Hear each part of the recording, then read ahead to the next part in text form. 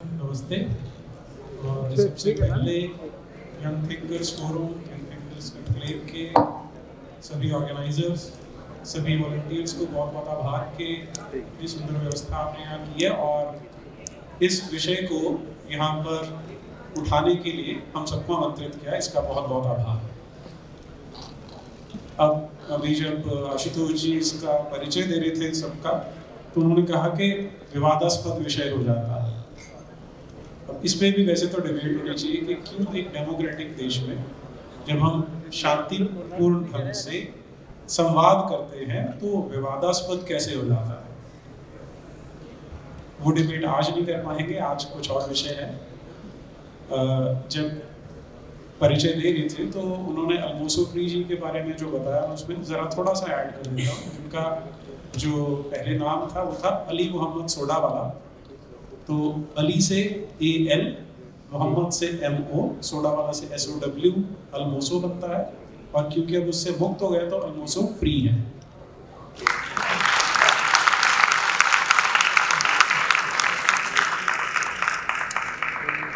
और जो हमने अभी विवाद की बात की कि यूं तो कहने को हम कहते हैं कि कॉन्स्टिट्यूशन हमें बहुत सारे राइट्स देता है, रिलीजन के फ्रीडम का भी राइट मिलता है उसमें, लेकिन जब कोई इस्लाम छोड़ता है तो उसके सर पे एक तलवार लटक जाती है उसी दिन से। और एक बहुत बड़ा वर्ग ऐसा लगता है कि उसके पीछे पड़ा है कि कब मौका मिलेगा और कब हम सरतम से जुदा करेंगे। दुर्भाग्य है, लेकिन यदि इन सभी चीज़ों का ध्यान रखा जाए तो अल्मोसोफ्री आज यहाँ पर जितने लोग उपस्थित हैं शायद उन सबसे वीर माने जा सकते हैं कि वो ये सब कर रहे हैं और हमारे बीच में उपस्थित हैं।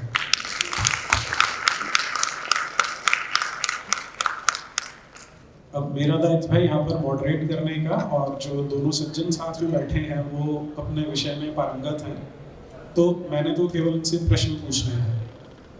लेकिन आज क्योंकि ये एक मुझे लगता है बिल्कुल पाथ ब्रेकिंग इवेंट है आज का हमारी हिस्ट्री में।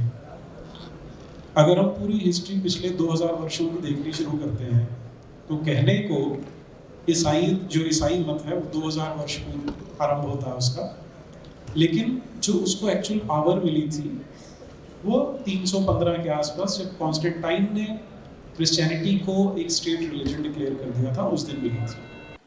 उससे लगभग 350 वर्ष बाद एक व्यक्ति अरेबिया में एक नया मज़हब शुरू करता है।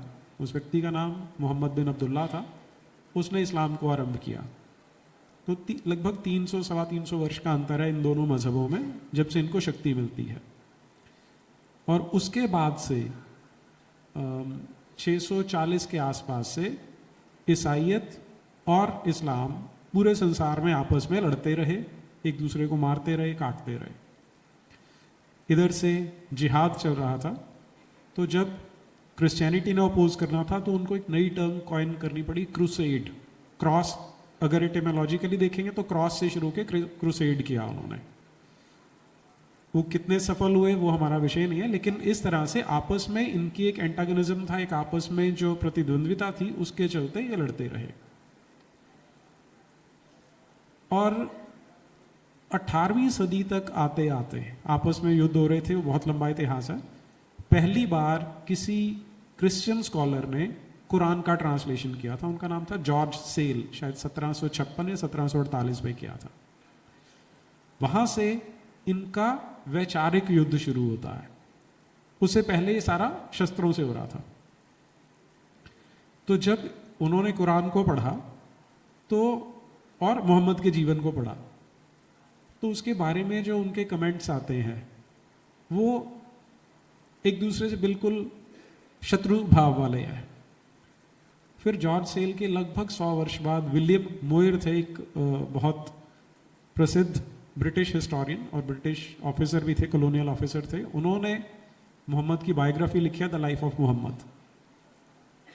उसमें भी उन्होंने जब इस्लाम के चरित्र को बताने की कोशिश की तो उन्होंने जो कमेंट्स किए उस इस्लाम के ऊपर, वो कुछ इस तरह के हैं कि इस्लाम किसी तरह से क्रिश्चियनिटी को टक्कर दे रहा है, इसको सुपरसीड करना चाहता है, लेकिन वास्तव में क्रिश्चियनिटी से इन्फीरियर है, वो माइंडसेट उनका वैसे ही रहा। मेरे पास 2-3 कोट्स हैं, मैं आपको पढ़ के बताता हूँ कि वो क्या एक्सप्रेस करते थे इस्लाम के बारे में या मोहम्मद के बारे में। अब रेवरेंड चार्ल्स फॉस्टर हैं, वो कहते हैं Islam is a superstition and the founder of Islam is या was an impostor, earthly, sensual, devilish, beyond even the license of his licentious creed. Islam is a curse, but लेकिन अब यहां पे क्या करते हैं हम, इस्लाम की भी निंदा कर रहे हैं, मोहम्मद की भी निंदा कर रहे हैं, लेकिन उनको एक इसका ऑब्जेक्टिव समझ में आता है कि हमारे लिए क्या फायदा कर सकता है। बोलते हैं कि संसार भर में मूर्ति पूजा फैली हुई है, तो इस्लाम मूर्ति पूजा को मिटाने का काम बड़े अच्छे से कर रहा है, इसलिए ये मूर्ति पूजा करने वालों से तो सुपीरियर है लेकिन हमसे बहुत इन्फीरियर है। इस बैकग्राउंड में अगर आप समझने की कोशिश करेंगे तो हमारे देश की जो बैटल फील्ड है वो बड़ी विचित्र है कि यहाँ पर जो इस्लामिक लॉबी है और जो मिशनरी लॉबी है दोनों मिलके काम करते हैं। अब पहले वो क्या बोलते थे कि जो आइडोलेट्री है that is the worst form of worship, आज बोलते नहीं है, वो अनस्टेटेड ट्रुथ है उनका, लेकिन इसको समाप्त करना है उसके लिए दोनों मिलके काम करते हैं। वो कितने सफल होंगे या नहीं होंगे वो अभी भविष्य के गर्भ में है, लेकिन जब इन दोनों का आगमन हमारे देश में होता है, इस्लाम जल्दी आ गया था और मोहम्मद बिन कासिम जब पहली बार यहाँ पे सफल होता है 812 में, और क्रिश्चियनिटी आती है वास्को डे गामा के बाद। वास्को डे गामा 1498 में आता है, उसके बाद फिर क्रिश्चियंस आने स्टार्ट होते हैं। तो हिंदू चाहें या ना चाहें इस ग्लोबल वॉरफेयर में वो फंसे हुए हैं।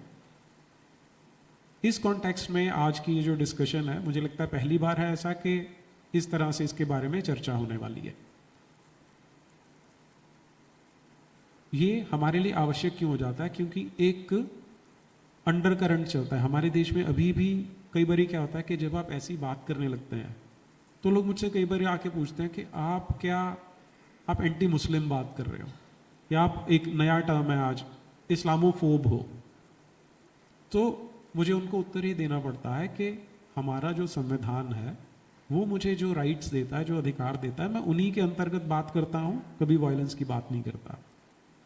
और बाय एंड लार्ज हमें करने की आवश्यकता भी नहीं है, क्योंकि जैसे जैसे हम इन दोनों विचारधाराओं को समझते हैं, अब जब मैं हम की बात कर रहा हूँ तो वहाँ पर मैं हिंदूज के बजाय सनातन शब्द को अधिक प्राथमिकता देता हूँ, क्योंकि हिंदू एक ज्योग्राफिकल टर्म आ जाती है कि हिमालय से लेकर समुद्र तक, लेकिन सनातन दृष्टि जो है वो तो वैश्विक है, सार्वभौमिक है, सार्वकालिक है, सदा के लिए है। और हम वो लोग हैं जिन्होंने कृणवंतो विश्वमार्यम की बात की, हम तो सभी को चाहते हैं कि सभी आर्य बने, सभी नोबल बने। और इस कॉन्टेक्स्ट में आज की जो है ये हम चर्चा करने वाले हैं, मैं उसका आरंभ रॉबर्ट जी से करने वाला हूँ। रॉबर्ट जी ने जब बात की थी तो उन्होंने एक बड़ी इंटरेस्टिंग बात बोली रिलीजन के बारे में, कि रिलीजन क्या है और हमारा कॉन्स्टिट्यूशन जो हमें राइट्स देता है वो कैसे हैं। तो रॉबर्ट जी, मैं चाहता हूँ हम वहीं से अगर इसको आरंभ कर सकें तो। राइट्स के बारे में या रिलीजन के बारे में? दोनों के बारे में। जी, सबको मेरे प्रणाम। खास करके इस कार्यक्रम के आयोजक इतना दूर से मेरे को बुलाने के लिए धन्यवाद। तो धन्यवाद नीरज जी, अपने प्रस्तावना दी, राइट्स के बारे में बताया और रिलीजन। सबसे पहले मैं ये रिलीजन और धर्म, इसका ये कन्फ्यूजन, ये बहुत बढ़िया कन्फ्यूजन है। ये कई सारे शब्द है भारत मूल के, इनका अंग्रेजी में कोई अनुवाद नहीं हो सकता, कोई है ही नहीं। उसमें धर्म एक है, कर्म, पुण्य, पाप, इसका कोई अंग्रेजी शब्द नहीं है।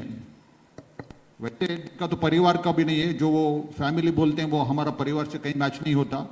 एक हस्बैंड वाइफ एंड चाइल्ड, उनके लिए फैमिली है, अपना तो बहुत बड़ा है। स्टिल ये तो मूल धर्म धर्म है एक, जिस जहां से मानवता शुरू हो गई धरती से, वहीं से एक वैल्यू सिस्टम भी शुरू हो गई। अगर हर प्राणी का एक वैल्यू सिस्टम होता है, आपने अगर गौर किया किसी प्राणियों के बीच में भी, वो भी अपने एक हिसाब से जीते हैं, उनमें भी एक नेता होता है और कई पालन करते हैं नियमों का। वैसे इंसान के लिए भी एक सिस्टम की आवश्यकता थी, वो इंसान के साथ ही शुरुआत हुई है, इसलिए इसको सनातन बोला जाता है। और वो है एक वैल्यू सिस्टम, वो हर स्तर पर, हर जीवन के हर स्तर पर आप कैसे जिए उसको एक मार्गदर्शन करने वाला, जीने वाला धर्म होता है। और जो वेस्टर्न रिलीजन है वो एक इंसान द्वारा स्थापित एक फिक्स टाइम फ्रेम पर, एक 2000 साल पहले या 1500 साल पहले कोई एक इंसान कहता है कि मेरे को एक विजन आया, तो उसमें ऐसा ऐसा भगवान ने कहा, गॉड ने कहा, तो वहां से एक किताब लिखी और उसको बोला कि दिस इज फाइनल, इसमें कोई बदलाव नहीं हो सकता, this is fixed and final. जो भी लिखा है आपको मानना पड़ेगा, क्योंकि वो it is come directly from the God, no questions to be asked. धर्म में आप जितना सवाल पूछ सकते हैं उतना पूछिए, आपका मनोविकसन होने का सब संदर्भ है धर्म में, रिलीजन में नहीं है, इट्स ए डॉगमा। तो इस ट्रांसलेशन के चक्कर में हमने सनातन को भी रिलीजन बना दिया और रिलीजन को धर्म बना दिया। अब इसमें उलझे पड़े हैं, इससे बाहर आने का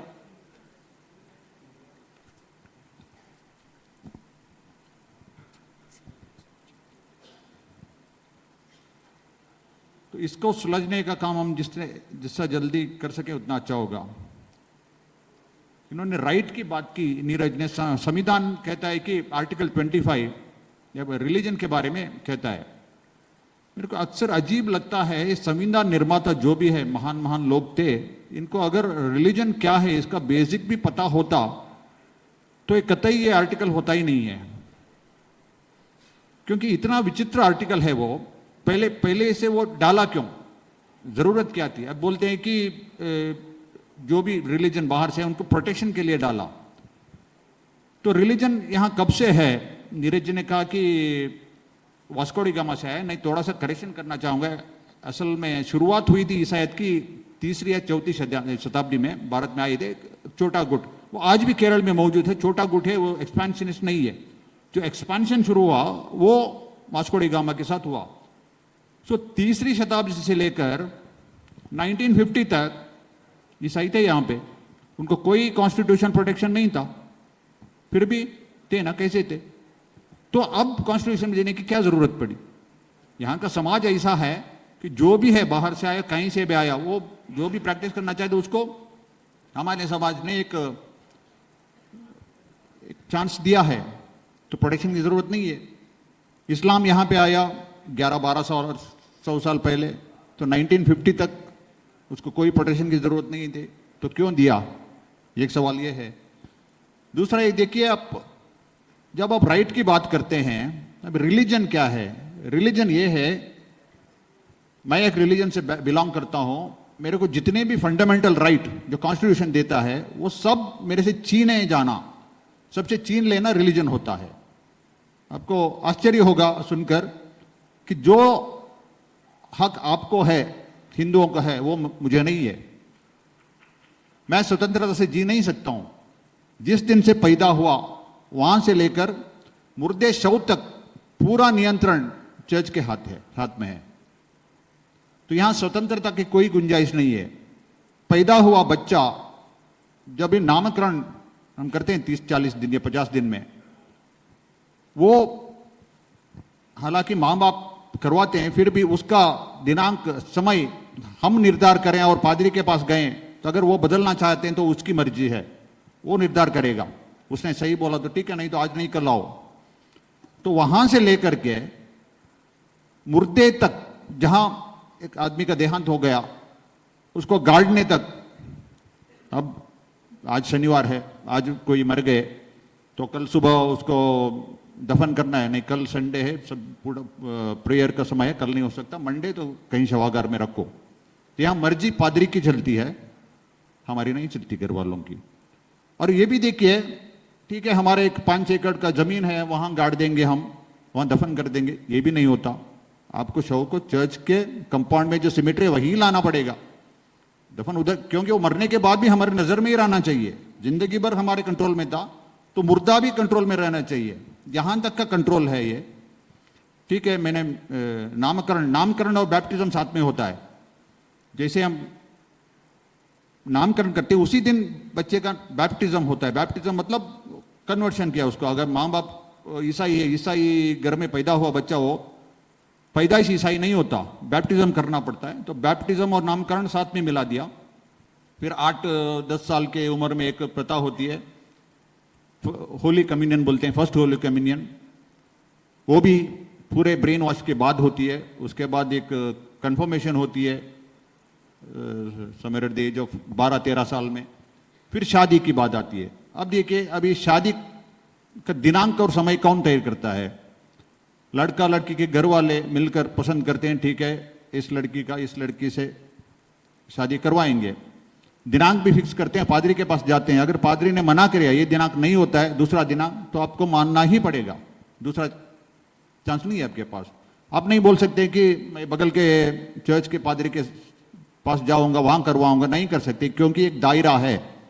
जैसा कि एक पुलिस थाने का दायरा होता है, एक कोर्ट का दायरा होता है। कोई भी एक वारदात हुई, आप किसी भी पुलिस थाने में नहीं जा सकते, उसी एरिया के पुलिस थाने में जाके रिपोर्ट लिखाने पड़ती है। वैसे ही एक चर्च का दायरा होता है और उसी दायरे के चर्च के पादरी के साथ पास जाना पड़ता है और वो तय करेगा। अगर उसने आपकी तारीख मान ली तो ठीक है, नहीं तो उसके हिसाब से चलना पड़ेगा। लेकिन आपके यहां अगर पंडित बोले तो ये शादी नहीं करूंगा, तो बाजू हट जा, मैं दूसरे पंडित को लाके शादी करवाऊंगा। आप करते हैं ना, आपके पास फ्रीडम है, मेरे पास नहीं है। तो मुर्दा तक फ्रीडम नहीं है, और ये सब करने का संविधान राइट देता है। अब देखिए मजा इधर, मतलब आपका हक छीनने का अधिकार मुझे संविधान देता है, आर्टिकल 25, राइट टू रिलीजन। अब आप कैसे देखते हैं इसको लॉजिकली? विरोधाभास हो गया ना जी। फिर कई लोग बोलते हैं कि राइट टू, वो बाद में। तो बेसिकली जो रॉबर्ट जी बोल रहे हैं कि संविधान में है right to freedom of religion. अब सुनने में बड़ा अच्छा लगता है, लेकिन अगर हम रिलीजन को समझ जाएं, ये जो ऑर्गेनाइज्ड रिलीजन्स हैं, तो they are a system to take away all your rights. इसीलिए तो यूरोप में जो रेनेसां की ज़रूरत पड़ी या एनलाइटनमेंट की ज़रूरत पड़ी, वो इसीलिए पड़ी। और दूसरी चीज़ आप नोटिस करें, अगर कुछ बच्चे यहाँ हिस्ट्री वाले बैठे हैं, जो चर्च की डोमिनेंस का काल था पूरे यूरोप में, उसी को डार्क एज कहा जाता है। क्यों कहा जा रहा है? क्योंकि वहां पर एक ऐसा सिस्टम था, क्लर्जी द्वारा चलाया जा रहा, चर्च द्वारा चलाया जा रहा था, जो सिस्टमैटिकली आपके सारे राइट्स छीन लेती थी।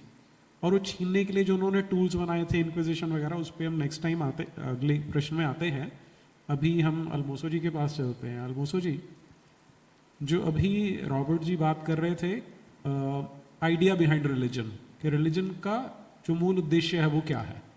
क्योंकि हमारे देश में अगर आप देखें पिछले कम से कम 100 साल से, जब से गांधी जी सीन पे आए हैं, तब से एक आर्टिफिशियल क्रिएशन चल रही है, ऑल रिलीजन्स आर सेम या सर्वधर्म समभाव। और इसका सबसे बड़ा विक्टिम हिंदू ही बनते हैं, क्योंकि उनको पता ही नहीं है क्या क्या है। तो ये जो आइडिया बिहाइंड रिलीजन है, अगर आप उसको एक बार डिस्क्राइब कर दें आप जी। So, thank you Young Thinkers Forum for organizing this vibrant and dynamic gathering of students. और नीरज जी और रॉबर्ट जी और सभी श्रोताओं को नमस्ते। तो ये सवाल एकदम मूल बेसिक सवाल है जो नीरज जी ने रखा कि आइडिया ऑफ रिलीजन क्या है। तो हिंदू धर्म क्या है वो आप लोग काफ़ी हद तक जानते ही होंगे। तो मैं आपको एक सूरत बताता हूँ, जो नमाज जब हम पढ़ते हैं, तो नमाज में आपने देखा होगा कि व्यक्ति ऊपर नीचे जाता है, खड़ा होता है, फिर नीचे जाता है।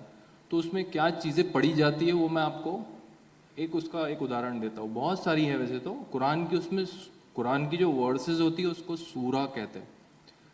तो उसमें एक सूरा आती है जिसको, हाँ, चैप्टर को सूरा कहते हैं और आयत को वर्स कहते हैं। तो ये चैप्टर ही है 111।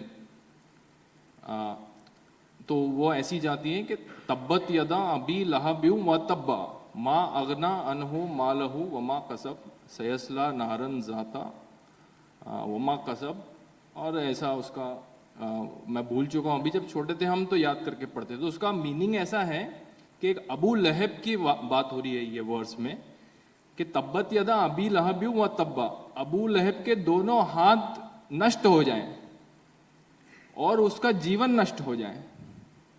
माँ अगना अनहो मालहू व माँ कसब, उसका जो माल है मतलब उसकी जो वेल्थ है, उसका उसने जो संपत्ति हासिल करी है, ये उसके कुछ काम नहीं आएगी।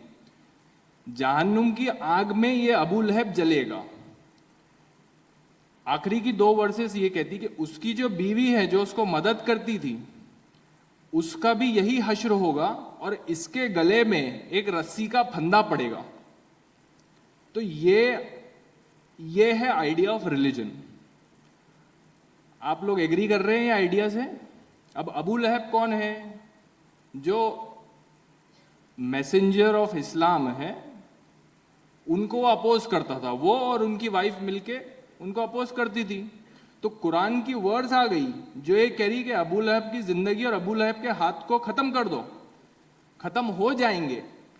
अब वो ये सुनने वाला वही करना चाहे या ये चीज बाद में होगी, दोनों उसके इंटरप्रिटेशन दिए जा सकते हैं। जो ज्यादा समझदार है वो कहेगा कि मैं अभी इसके हाथ खत्म कर देता हूं, इसका जीवन अभी नष्ट कर देता हूं, इसकी बीवी को भी नष्ट कर देता हूं।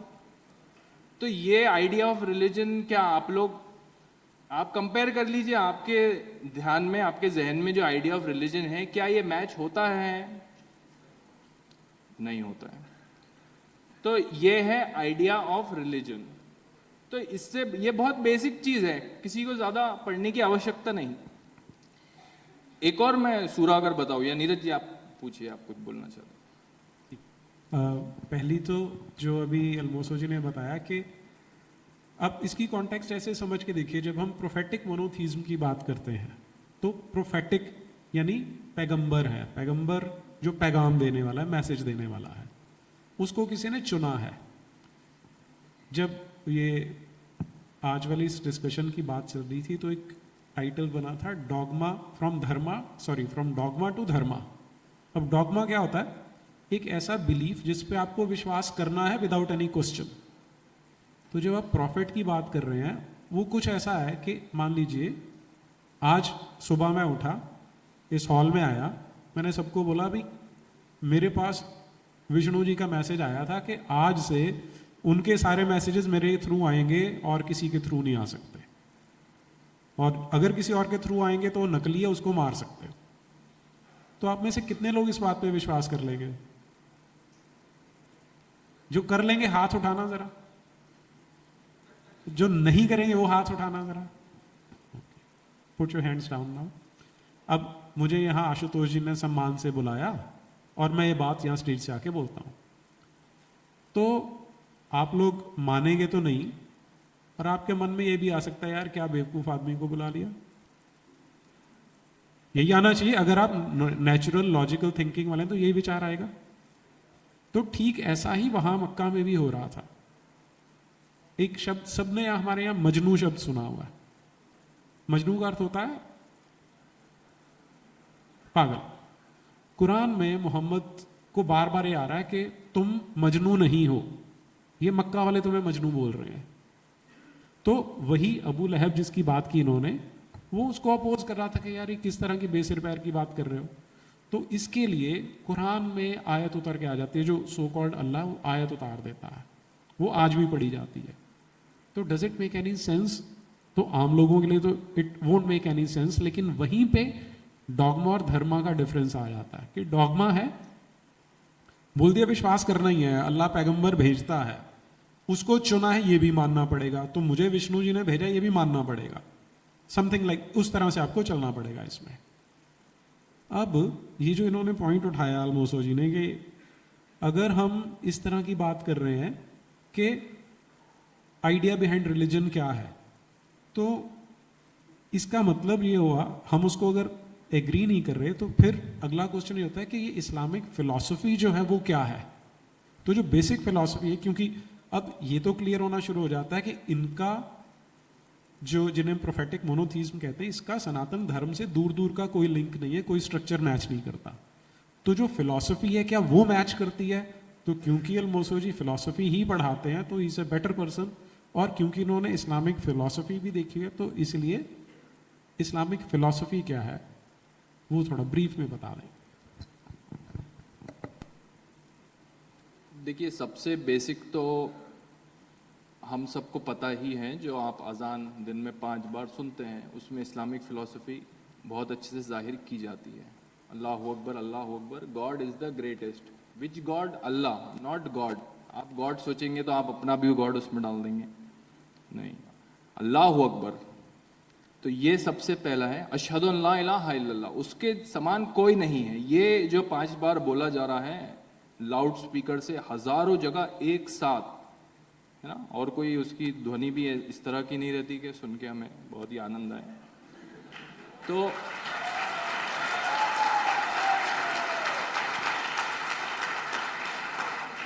नहीं, एक जनरल नॉइज पोल्यूशन के हिसाब से भी देखें तो हमें इतना जो लाउड जो कुछ होता है उसे हमें रोकना चाहिए। डेसिबल एक लिमिट होता है कोई चीज़ का, उस हिसाब से मैं कह रहा हूँ। कोई प्रैक्टिस करना चाहता है वो दूसरी बात है। तो ये जो आइडिया ऑफ वननेस है, इसको कहते हैं तौहीद, वननेस ऑफ गॉड, या उसको आप कहें मोनोथीज्म, जो हमारा टॉपिक है आज का, प्रोफेटिक मोनोथीज्म। बहुत ही सिंपल शब्द है, यही से आपको इसकी फिलॉसफी पता चल जाएगी। और आपको कोई स्कॉलर होने की आवश्यकता नहीं है। मैं भी कोई इस्लाम का स्कॉलर नहीं हूँ। स्कॉलर कहे तो जिन्होंने बहुत सारा पढ़ रखा हो, अरबिक आती हो, तो आप स्कॉलर कह सकते हैं टेक्निकली। वो मैं नहीं हूँ, मैं सिर्फ एक स्टूडेंट हूँ, आप कह सकते हैं, कंपैरेटिव रिलीजन का और इस्लाम का। तो तौहीद क्या कहती है कि अल्लाह एक ही है और उसके समान कोई नहीं। अशहदु अन ला इलाहा इल्लल्लाह मोहम्मदन रसूलुल्लाह, और मोहम्मद इनके रसूल हैं। ये इसमें पूरी बेसिक फिलॉसफी आपको पता चल गई कि उससे आप किसी को कंपेयर ना करें। और अगर आपने किसी को इससे कंपेयर किया, कंपैरिजन का मतलब क्या, मैं कहूँ कि ये जो प्रतिमा है मेरे सामने विग्रह है, इसमें भी मुझे भगवान दिखता है, ये आपने कंपैरिजन कर दिया। मेरे अंदर मेरा अयम आत्मन ब्रह्मन, हाँ, हमारा महावाक्य, ये आपने शिर्क किया, ये आपने कंपेयर कर दिया अल्लाह को। इसको कहते हैं शिर्क टेक्निकल टर्म्स में। और शिर्क एक ऐसा गुनाह होता है जो इस शरिया के हिसाब से या कुरान के हिसाब से अल्लाह कभी माफ नहीं करेगा। जजमेंट डे पे, जब कयामत का दिन आएगा, वो सब चीजें माफ कर देगा। आपके बुरी से बुरी चीज माफ कर सकता है। पर अगर आपने ये सोचा है, मूर्ति पूजा आपने करी है, आपने कहा नहीं क्राइस्ट इज ऑल्सो गॉड, या कोई भी आपने बात कही कि नहीं मैं ही अहम ब्रह्मास्मि, तो आपको माफ नहीं करने वाला। तो ये उसका मूल बेसिक आइडिया फिलॉसफी का है। इससे ही उनके फिलॉसफी के अलग अलग आयाम जो होते हैं, एपिस्टेमोलॉजी कहते हैं, जिसको ज्ञान मीमांसा हम कह सकते हैं, और मेटाफिजिक्स होता है, सत्ता मीमांसा, लॉजिक होता है जो तर्क है, फिर उनका एथिक्स है, ये सब तौहीद से ही फ्लो होंगे। तो ये उसका बेसिक आइडिया है। जी, अब ये बड़ी इंपॉर्टेंट बात बोली शिर्क की। कई लोगों को ये टेक्निकल टर्म्स नहीं पता होती हैं, फिर भी आप जो न्यूज़ सुनते हैं उसमें बहुत, कल परसों ही आ रहा था कि प्रधानमंत्री जी ने उस कार्यक्रम में शिरकत की, यानी पार्टिसिपेट किया, तो वहाँ से शिर्क शब्द आ जाता है। अब हम बोलते हैं ईश्वर अल्लाह तेरो नाम, किसी को कोई प्रॉब्लम नहीं होती, लेकिन एक किसी मस्जिद में बोल के देखें जी,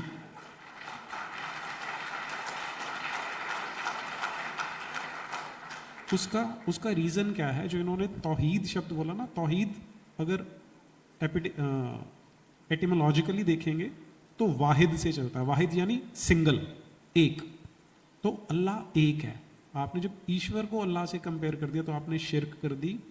शिर्क कर दी तो अब आप मुशरिक हैं। उसके लिए टेक्निकल टर्म है मुशरिक, और उसके लिए कोई माफ़ी नहीं है। तो मान लीजिए आप में से कोई व्यक्ति है, अब सबसे घटिया क्राइम क्या हो सकता है? मेरा मानना है कि रेप सबसे घटिया क्राइम होता है। अल्लाह रेप को माफ़ कर देगा। जिसने सैकड़ों बच्चियों से रेप किया उसे भी क्षमा कर देगा, लेकिन अगर उसने ईश्वर अल्लाह तेरो नाम ये बोल दिया है तो क्षमा नहीं करेगा। ये अल्लाह की कॉन्सेप्ट है, इसलिए इसे कभी भी आप ईश्वर से या किसी विष्णु से किसी से कंपेयर मत कीजिए। करते हैं तो आप गलती करते हैं।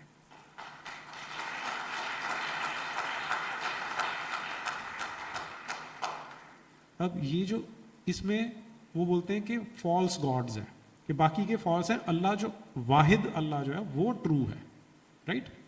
ये मोहम्मद ने बोरो किया क्रिश्चियनिटी से, जहां पे फॉल्स गॉड्स की कॉन्सेप्ट आती है।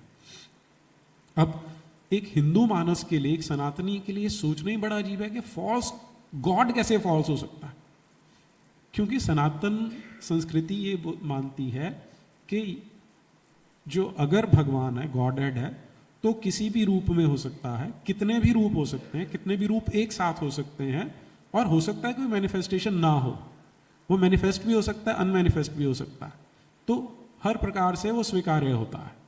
लेकिन फॉल्स गॉड कैसे हो सकता है, ये हिंदू साइकी नहीं समझ सकती। और इनफैक्ट मैं बताऊं तो मेरी जो यात्रा है मैं भी नहीं समझ पाया था। एक बार किसी ने मुझसे पूछा, वो बड़े अच्छे विद्वान थे, उन्होंने बोला कि जिसकी हिंदू भगवान के रूप में पूजा करते हैं, क्या अल्लाह वही है? तो मैं अपने आप को बड़ा इंटेलेक्चुअल समझता था। मैंने कहा हाँ जी वही है। तो बोला नहीं, उसने समझाने की कोशिश की, लेकिन हम इतने ज़्यादा डम और इतने ब्रेन वॉश्ड हो चुके हैं कि हमें इजीली समझ में नहीं आता जब तक कि आप वो प्रॉपर्टीज़ कंपेयर करके नहीं देख लेते। अभी थोड़ी देर पहले यहाँ स्वाति जी बैठी थी, वो बॉलीवुड का एग्जाम्पल जो दे रही थी वो बिल्कुल फिट है यहाँ पर, कि उन्होंने इतने सुंदरता से हमारा ब्रेन वॉश किया है कि जब कोई बिल्कुल सामने से समझा रहा था तब भी हमारा माइंड उसको रजिस्टर नहीं करता। तो अब फॉल्स गॉड्स की कॉन्सेप्ट को टैकल करने के लिए क्रिश्चियनिटी ने एक स्पेशल ऑफिस बनाया था जिसे वो होली ऑफिस बोलते थे, और होली ऑफिस के अंतर्गत इंक्विजिशन की जाती थी, जिसके बारे में रॉबर्ट जी ज़रा प्रकाश डालिए हमारे लोगों के लिए। जी, आपने इंक्विजिशन की जिक्र की तो गोवा इंक्विजिशन आपने सुना होगा, सुना नहीं तो अब तो आपने सुना है। इंक्विजिशन शब्द सुना है? कितने लोगों ने सुना है? काफी लोगों ने सुना है। मतलब जानते हैं इंक्विजिशन मतलब गोवा इंक्विजिशन, क्योंकि भारत में, पूरे भारत में सिर्फ गोवा में इंक्विजिशन हुआ था और पोर्चुगीजों का शासन था। बाहर हुआ है, यूरोप में बहुत ज्यादा हुआ है, इसलिए वो गोवा इंक्विजिशन से ही माना जाता है। यहाँ मेरा एक पर्सनल रिश्ता है उससे, क्योंकि मेरे पूर्वज उससे पीड़ित थे। मैं थोड़ा सा इतिहास बताऊं तो मैं गौड़ सारस्वत ब्राह्मण समुदाय से आता हूं, बेसिकली जीएसबी। मेरा परिवार का नाम है कामत, और जितने भी तटवर्ती कर्नाटक में, कर्नाटक मैंगलोर से आया हूं, जितने भी तटवर्ती कर्नाटक में कोंकणी बोलने वाले लोग आपको मिलेंगे वो सारे गोवा से माइग्रेट हुए हैं, चाहे वो ईसाई हो या हिंदू हो। तो इंक्विजिशन के समय में उनका एक्सोडस हुआ था गोवा से 1560 में। तो पोर्चुगीजों का कब्जा हुआ, जैसे कि 1498 में वास्को डी गामा आया, उसके बाद उसके पटलम सारे पादरियों के आ गई। तो 1545 में उनका काफ़ी कब्जा हो गया था। 1545 में आते हैं सेंट फ्रांसिस जेवियर गोवा में, वहाँ से शुरुआत होती है मतांतरण का। अब उनको मतांतरण करना ज़्यादा बड़ी बात, मतलब मुश्किल बात नहीं थी। उन दिनों सत्ता उनके हाथ में थी, तो होलसेल में हो सकता था। एक एक पकड़ के बैप्टिज्म किया तो ठीक है, अच्छा है। अगर होलसेल में करना तो होलसेल करने का तरीका ऐसा था कि कोई एक गांव के कुआं में गोमांस डाल दिया या ब्रेड डाल दिया, और जिसने भी उसका पानी पिया उसको डिक्लेयर किया तो वो ईसाई है। तो होलसेल कन्वर्शन, उस तरफ से तो कन्वर्शन तो हो गया, लेकिन लोगों ने प्रथा नहीं छोड़ी। अपना जो भी रोजमर्रा के जो हिंदू बनकर करते थे वो अभ्यास नहीं छोड़े। तो उसको छुड़ाना बहुत जरूरी है, क्योंकि अब तो ईसाई बन गए हो। तो इंक्विजिशन है बेसिकली ये ईसाइयों के लिए, हिंदुओं के लिए नहीं है। मतलब जो जबरदस्ती कैसे भी ईसाई बने, तो दूसरे दिन से आपने नहाना छोड़ देना चाहिए। नहाना इट्स ए बैन। फिर जो भी आपकी ये है, आपको चौंक जाएंगे बोला तो धोती पहनना बैन। ये हमारे यहाँ स्वागत के लिए हम पान और सुपारी देके किसी को स्वागत करते हैं, वो नहीं करना चाहिए। अगर आपके घर के आसपास कहीं भी एक तुलसी का पौधा, चाहे वो अपने आप में उगा हो, मिला तो वो पनिशेबल ऑफेंस। ऐसे ये सब पनिशेबल ऑफेंस थे। तो इसका पनिशमेंट होता था, ये कोई 100-200 की पेनल्टी नहीं होती थी, बहुत ज़्यादा हिंसा की इधर मैं डिस्क्राइब नहीं कर पाऊंगा, इतना ज़्यादा। आजकल आप ये देख रहे हैं ना, जिहादियों का जो भी हिंसा है वो कुछ भी नहीं उसके सामने, उससे 10 गुना बड़ा हिंसा देने का एक व्यवस्था, और वो भी कानूनबद्ध तरीके से। इंक्विजिशन कोर्ट हम बोलते हैं, तो ऐसे नहीं कि किसी को पकड़ के लाके मार दिया, तो पूरा कानूनबद्ध एक इंक्विजिटर होता था। वो जो जज बैठा है ना कोर्ट में, उसको इंक्विजिटर बोलते हैं, और उसके सोल्जर्स होते थे, ब्लैक सोल्जर्स। किसी ने अगर एक कंप्लेन कर दिया कि फलाने आदमी ने, मैंने देखा कि आज सुबह उठ के नहाया, तो उसको पकड़ के लाया इसके सामने, इंक्विजिटर के सामने, और इंक्वायरी शुरू। जब तक वो मानेगा नहीं तब तक उसको मारेंगे, उसका आधा जान। अगर उन्होंने माना, हाँ सुबह उठ के माना था क्योंकि, तो तेरे अंदर बैड ब्लड, जो खराब खून है ना, हिंदू होते थे पहले, वो है, इसकी वजह से तुम ऐसे कर रहे हो, इसलिए आपके लिए पनिशमेंट करना है। पनिशमेंट भी टॉर्चर, कई दिन का टॉर्चर करने के बाद अगर छोड़ दिया तो अच्छा। ज्यादातर ऐसे करते थे कि टॉर्चर कर करके उसने क्षमा मांगा तो भी उसको छोड़ा नहीं। अंत में 1 महीना 2 महीना टॉर्चर करने के बाद अब डिक्लेयर करके, आज तेरे इतना ये करने की प्रायश्चित हो गया, अब तुम सारे पापों से मुक्त हो गए हो। अब ठीक है, अगर वापस छोड़ दिया, घर जाओगे तो क्या करोगे?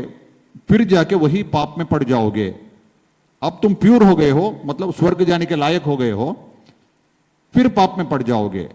तो इसके लिए उसको जाके, एक खंबा है आज भी गोवा में, आपको देख सकते हैं, हथ कतरो खंबो बोलते हैं कोंकणी में, एक पत्थर का खंबा, उसको बांध के उसको जलाया जाता था, बर्निंग अलाइव, और डिक्लेयर किया जाता था बड़े खुशी से कि वो स्वर्ग गया। पूरा सर्टिफिकेट भी मिलती थी, वो सीधा स्वर्ग गया। ये था इंक्विजिशन।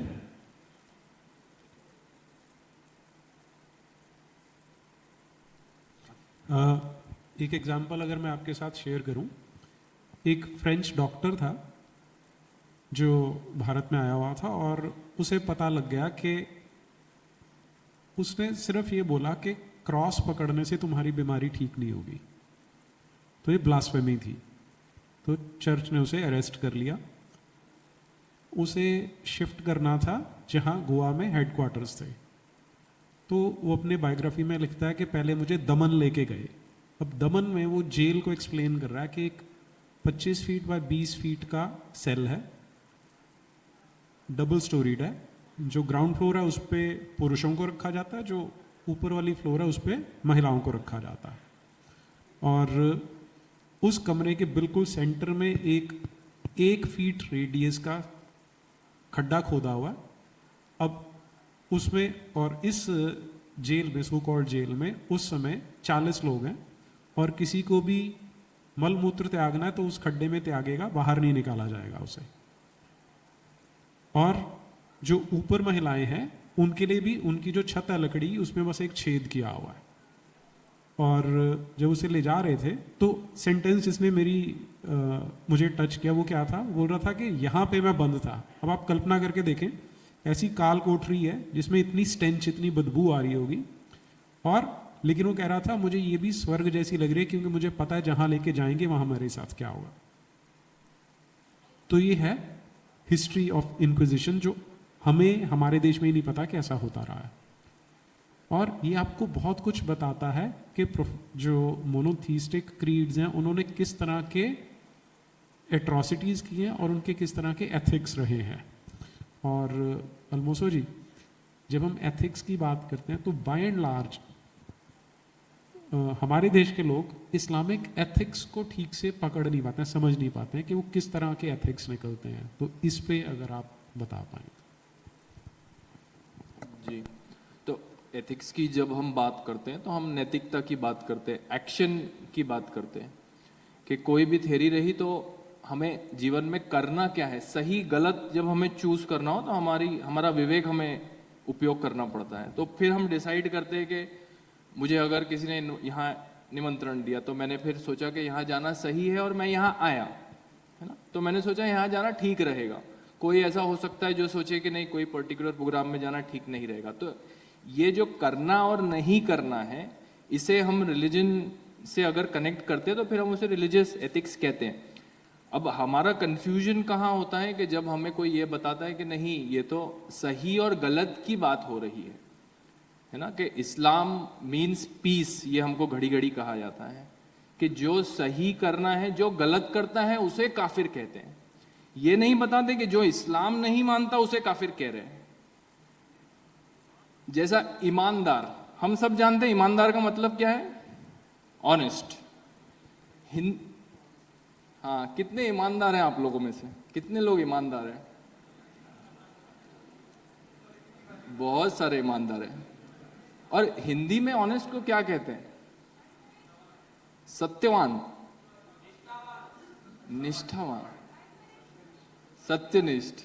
तो ये हमें पता है। अब ईमान का अर्थ ये होता है मुसल्लम ईमान, मुसलमान माने जिसका ईमान पक्का है।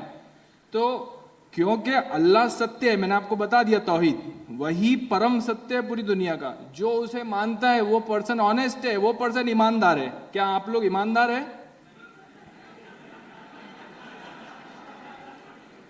तो यही बात है।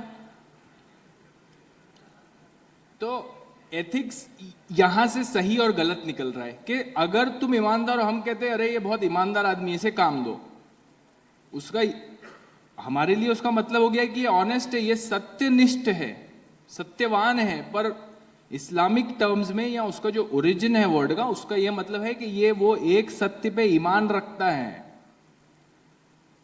आप समझे मेरी बात? तो ये एथिक्स हो गया, ये राइट और रॉन्ग हो गया। तो इस्लामिक एथिक्स उसकी ये आइडिया ऑफ गॉड से फ्लो होंगे। तो आप भले ही कितने भी अच्छे अपने जीवन में अपने कार्य किए हो, बच्चों को मदद की हो, गरीबों को खाना खिलाया हो, जो भी अच्छे काम आप सोच सकते हैं, मगर आपका अगर अल्लाह पे ईमान नहीं है तो फिर हमने बता दिया आपको कि क्या होगा, कि शिर्क किया है तो फिर आप कितने भी अच्छे काम करिए तो वो उसकी कोई गिनती नहीं, और कितने बुरे काम करिए और अल्लाह पे ईमान है, ईमानदार हैं, तो फिर आपके सब माफ। तो ये सही हुआ, कौन सा इसमें सही गलत है? ये सही गलत की परिभाषा है, ये इस्लामिक एथिक्स है। सब चीजें इस्लाम की पूरी फिलॉसफी कुरान से ही फ्लो होती है, इसलिए उसको आप लॉजिक से स्टार्ट नहीं कर सकते। वो एक मशहूर फ्रेज है ना, अकल का दखल नहीं चलेगा। ईमान में अकल का दखल नहीं है। क्यों? क्योंकि it's a believing ideology. That is the main difference between idea of these two religions. One makes you अ सीकर, आप शोधते हैं, हाँ, साधते हैं, साधना करते हैं। दूसरे में आप ईमान लाते हैं। थ्योरी इस प्रकार की है कि आप क्या करेंगे मुझे बताइए। एक फरिश्ता आके 23 साल के अंतराल में आप किसी को एक किताब दे गया, यहीं से शुरुआत है। लगाइए तर्क, अब इसके आगे लगाइए अब तर्क। ये है लॉजिक, इस्लामिक फिलॉसफी। तो यहीं से सब एथिक्स आप फिर अब निकालिए आगे। नहीं, इस पे जो इसका एक सीरियस एंगल है, अभी हमने वो जो श्रद्धा वाकर वाला केस सब ने देखा कि एक लड़की के 35 टुकड़े करके वो फ्रिज में रखता और एक एक टुकड़ा करके डिस्पोज ऑफ करता उसको। जब उसको इंटेरोगेट किया गया था तो कहता है कि मुझे तो जन्नत मिलेगी। ये जो बात बताने की कोशिश करें, ये हमारे लिए ज़्यादा इम्पॉर्टेंट है कि ये जो सेट ऑफ एथिक्स है ये आपकी सोच से, आपकी मोरालिटी से, आपकी नैतिक शिक्षा से बिल्कुल मैच नहीं करेगा। दूसरा एग्जांपल देता हूँ, वो एक वीडियो वायरल हुआ था शायद पिछले वर्ष, कि एक छोटी सी बच्ची है शायद 15-16 वर्ष की, उसको 4-5 लड़के टीज कर रहे हैं, उसके कपड़े, उसकी दुपट्टा खींच रहे हैं, उसको तंग कर रहे हैं। वो बोल रही है भैया मुझे भगवान के लिए मुझे छोड़ दो, तो हंसते हुए कह रहे हैं बोल अल्लाह के लिए छोड़ दो, बोल अल्लाह के लिए छोड़ दो। और फिर भी उन्होंने छोड़ा नहीं, उसके साथ बहुत कुछ किया। लेकिन ये छोटे छोटे इंस्टांसेस आपको धर्म और रिलीजन का डिफरेंस बताते हैं। ये अब हिंदू साइकी कैसे काम करते हैं, नहीं वो आइसोलेटेड केस होगा, आइसोलेट, ये कहां से फ्लो करता है, अगर आप उसको समझ जाएंगे फिर ये कंफ्यूजन नहीं रहेगा। डॉगमा और धर्म में यही अंतर है जो उन्होंने बोला कि एक बोलता है ब्लाइंड फेथ तुम्हारा होना चाहिए इस पे। Dogma means you have to believe it irrespective of whether it matches your senses और नॉट। धर्म बोलता है सीख करो, ढूंढो, सत्य को खोजो। तो ये अंतर है इनमें। जैसे अब मैं बहुत लंबे समय तक अपनी आयु में मैं नास्तिक, लेफ्टिस्ट, कम्युनिस्ट ऐसा रहा हूं, और मैं अपने पेरेंट्स से झगड़ा करता था कि तुम ये क्या पत्थर की मूर्ति को पूजते हो, और मेरी उनसे बहस होती, वो राम जी बोलते, राम जी को ऐसे नहीं बोलना। तो मैं कहता था राम को क्यों मानते हो, तो अपने लॉजिक देते थे कि देख ग्रंथ में लिखा हुआ है। तो मैं उन्हें काउंटर आर्गुमेंट क्या देता था कि आज से 500 साल बाद कोई किताब निकलेगी स्पाइडरमैन की, तो क्या स्पाइडरमैन को भगवान मानने लग जाएंगे।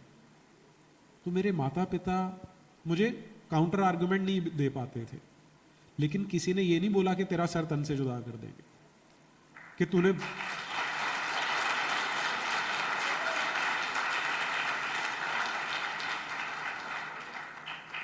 अब मैं सोचता हूं कि मेरे माता पिता ने झेला होगा कि गधा है कभी तो सीखेगा। हाँ, और हुआ भी वैसा ही। धीरे धीरे धीरे धीरे मुझे समझ में आना शुरू हुआ कि किस तरह से, अब थोड़ी देर पहले जब फेक नैरेटिव की बात हो रही थी, मैं अगला प्रश्न रॉबर्ट जी से वही लेने वाला हूं, लेकिन हमारे अंदर इंफीरियरिटी कॉम्प्लेक्स बड़ा प्लान करके भरा गया।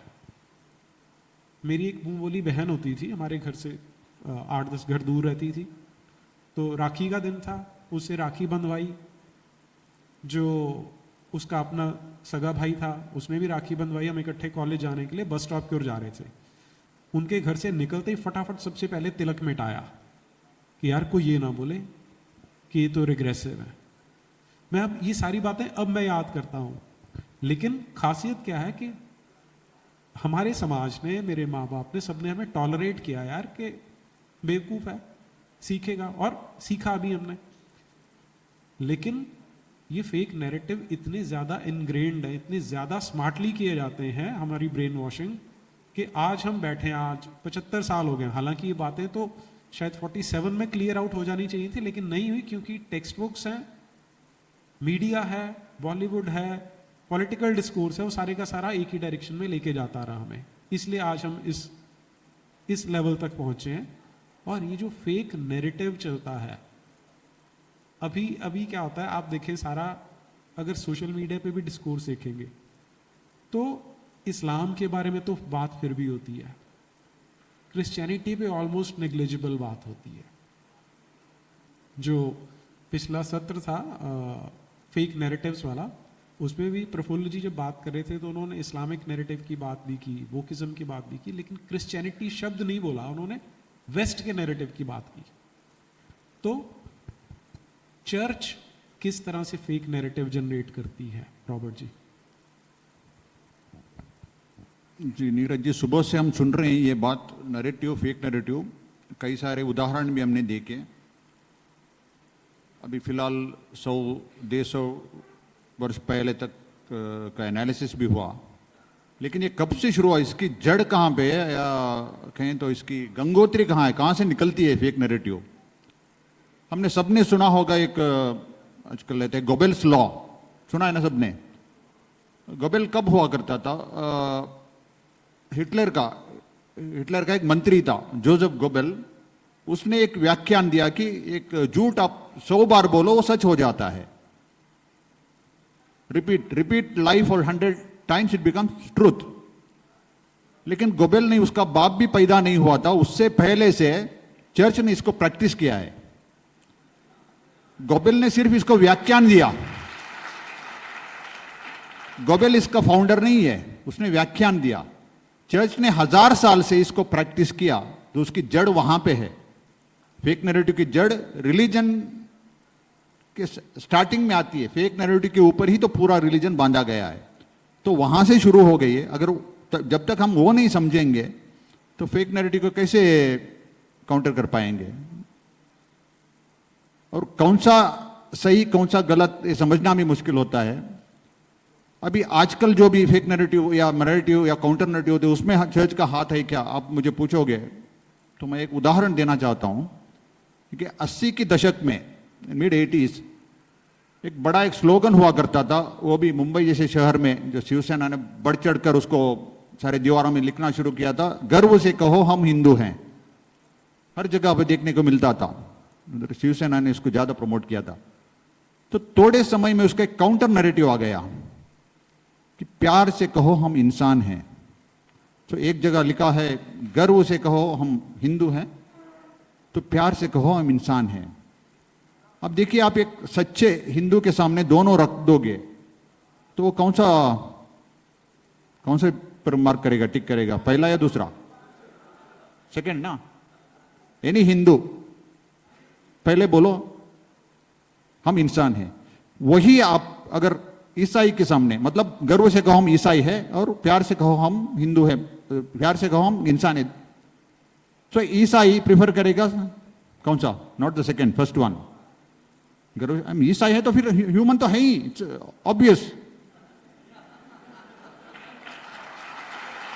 वही आप लिखो कि गर्व से कहो हम मुस्लिम हैं और प्यार से कहो हम इंसान है, तो वो भी पहला वाला चूज करेगा। तो हिंदू का मानस सेकंड में चूज करता है। वो जिसको भी वो आइडिया था उसने ये गढ़ा सेकंड वाला नैरेटिव, मतलब इतना स्टडी करने के बाद कि हिंदू क्या चाहता है। अगर वो नैरेटिव क्रिएट करने वाला कौन था? It was a church.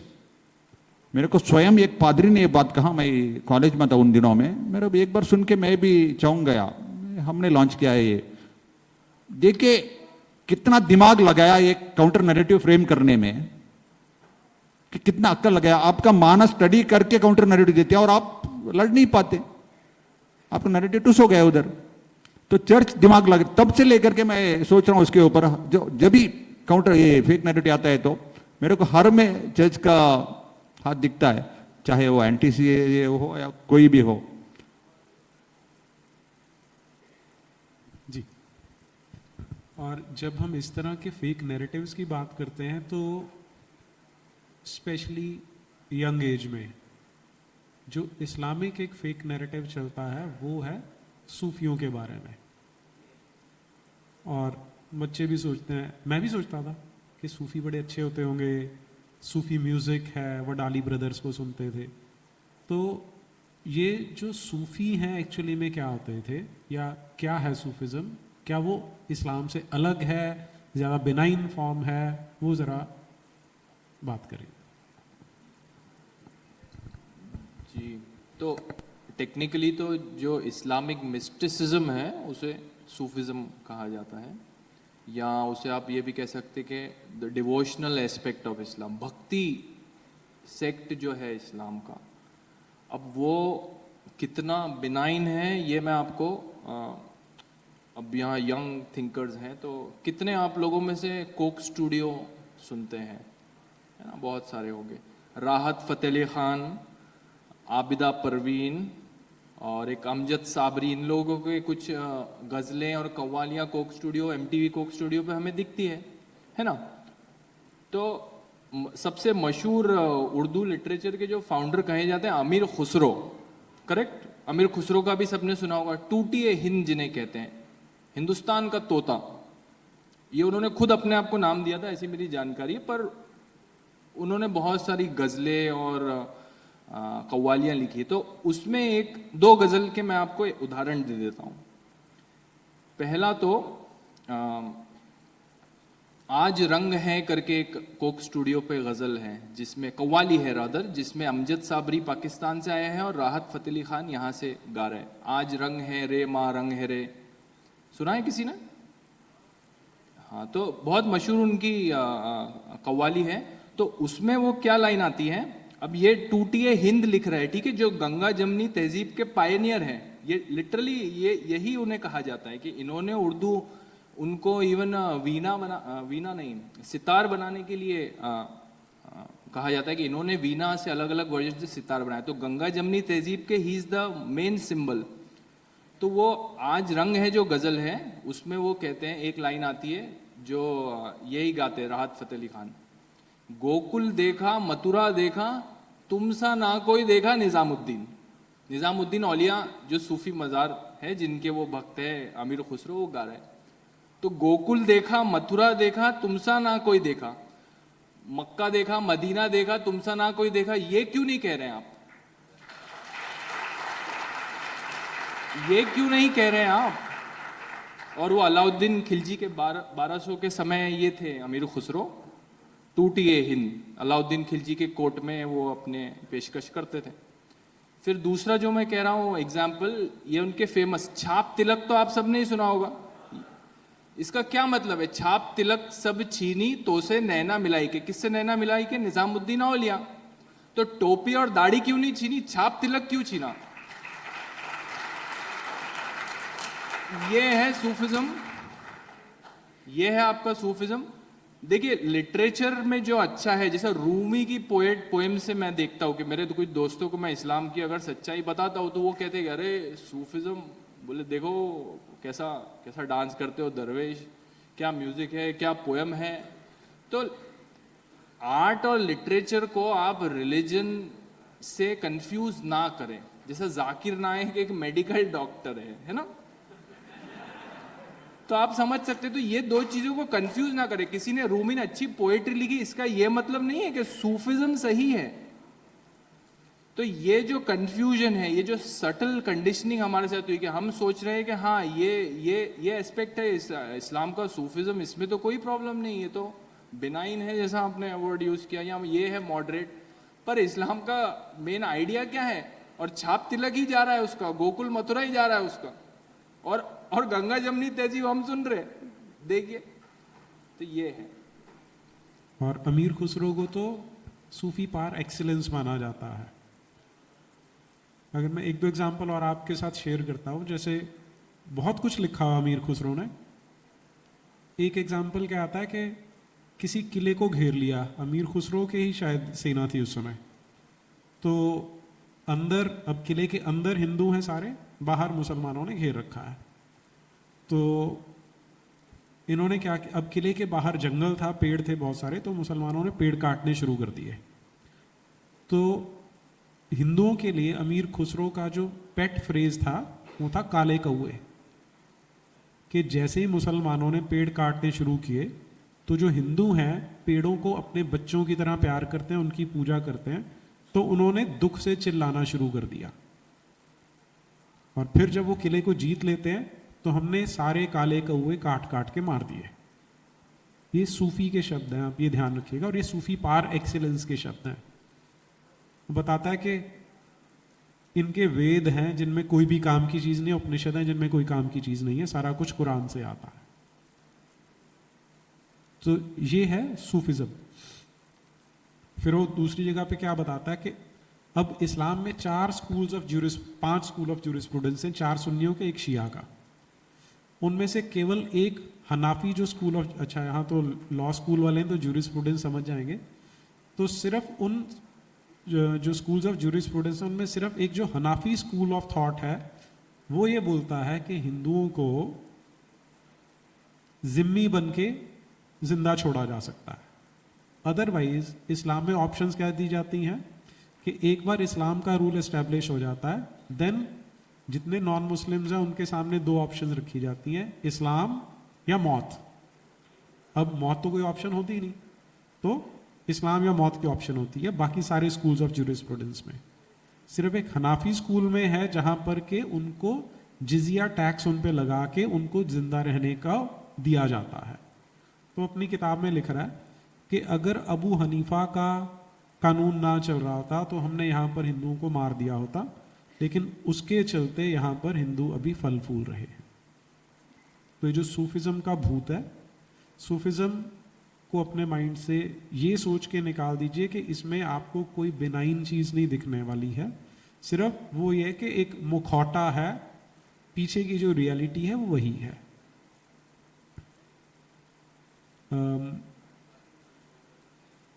जैसे इन्होंने बोला कि वो कन्वर्ट करने के लिए एक सॉफ्ट फेस दिखाया जाता है उसमें, तो वैसे ही जब हम बात करते हैं दोनों रिलीजन्स की, जब यहाँ पे पहुंचे तो उनके दो ऑब्जेक्टिव्स है यहाँ भारत में आने के। एक तो यहाँ की जो धन वैभव था, संपदा थी, उसको लूटना था, और दूसरा यहाँ के लोगों को कन्वर्ट करना था, क्योंकि दोनों ही क्रीड्स, दोनों ही थॉट प्रोसेस ऐसे ही चलते हैं।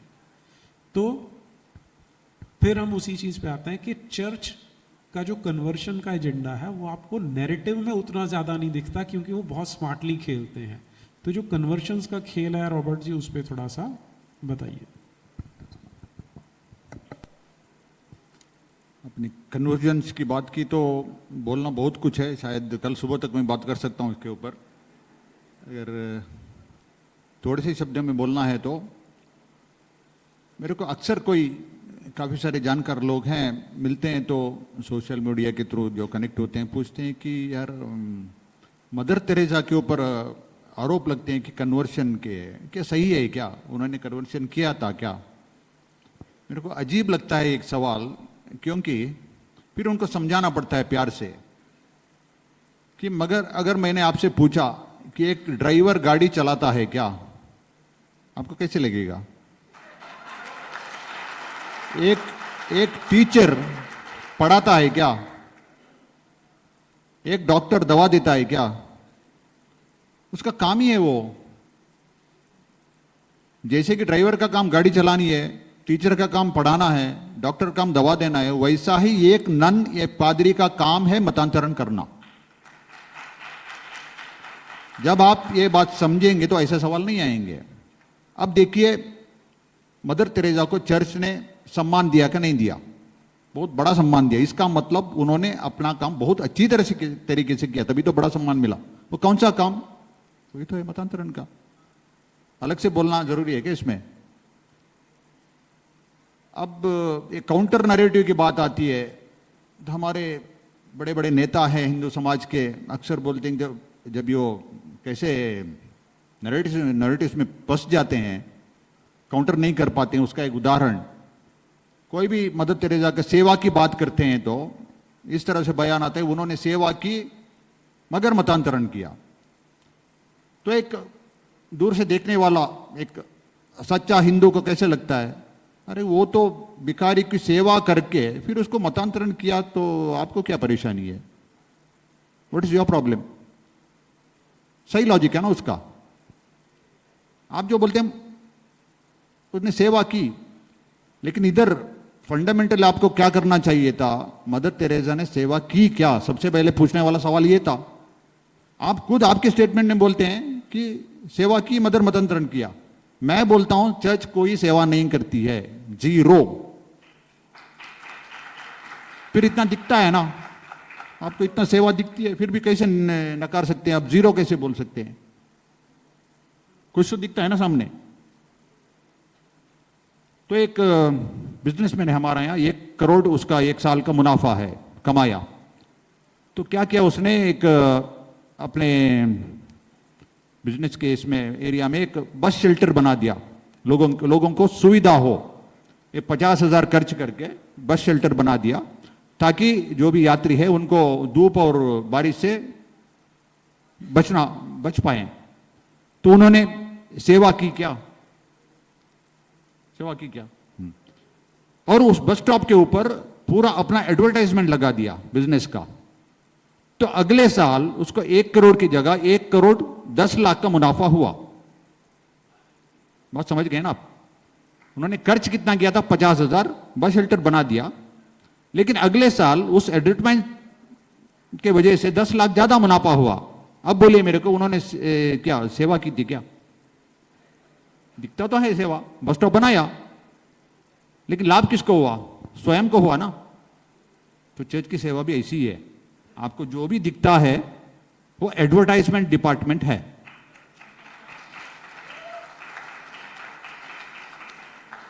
जो मछली डालने के लिए हुक डालते हैं ना, हुक से मछली पकड़ते हैं, तो उसमें एक केंचुआ बांधते हैं उसमें और पानी में फेंक देते हैं।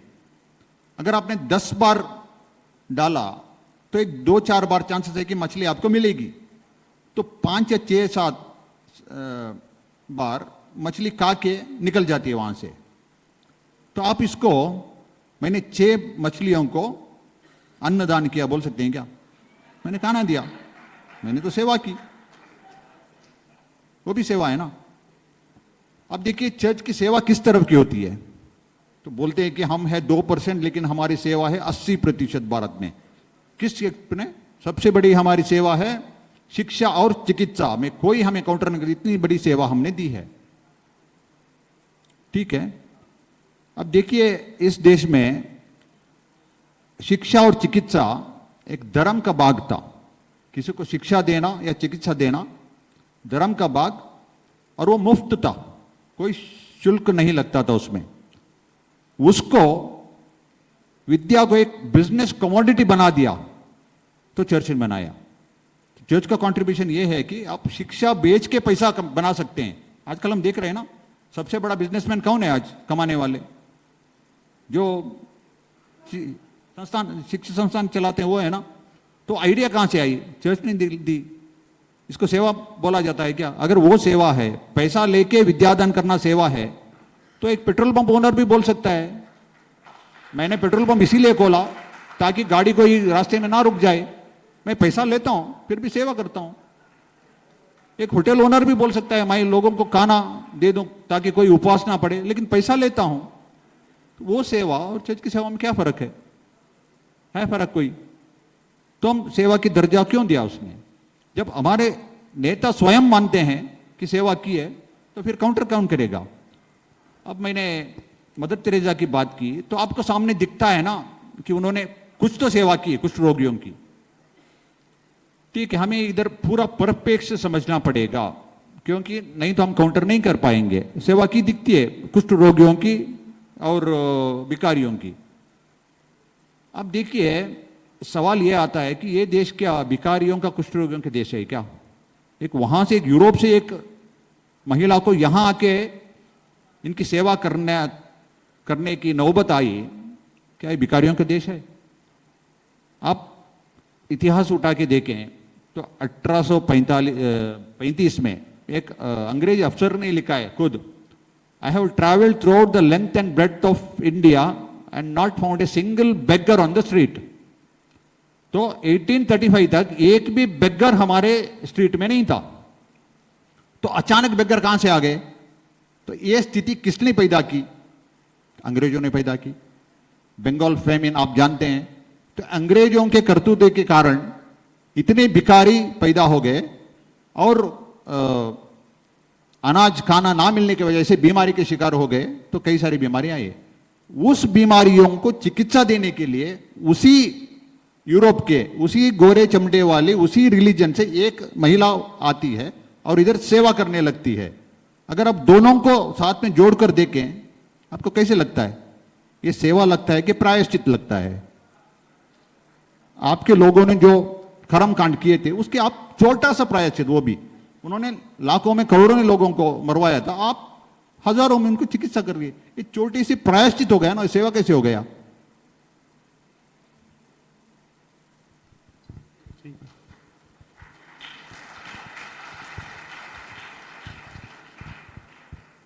अभी जब रॉबर्ट जी ने बात की थॉमस बेबिंगटन मैकॉले की, और ये जो एजुकेशन की बात चल रही ना, उसमें मैकॉले ने जब ये एजुकेशन सिस्टम शुरू करना था तो उसके एक बड़े फेमस मिनट्स हैं जो बहुत लोगों ने पढ़े होते हैं।